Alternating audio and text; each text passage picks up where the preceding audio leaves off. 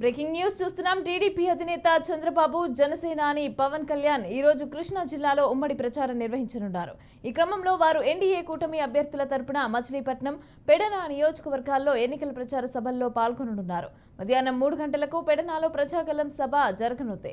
స్థానిక బస్టాండ్ సెంటర్లో ఈ సభ నిర్వహించనున్నారు. ఇక అనంతరం రాత్రి 7 గంటలకు మచిలీపట్నం కోనేరు సెంటర్లో వారాహి విజయబేరి సభ జరగనుంది. ఈ మేరకు షెడ్యూల్ విడుదలైంది.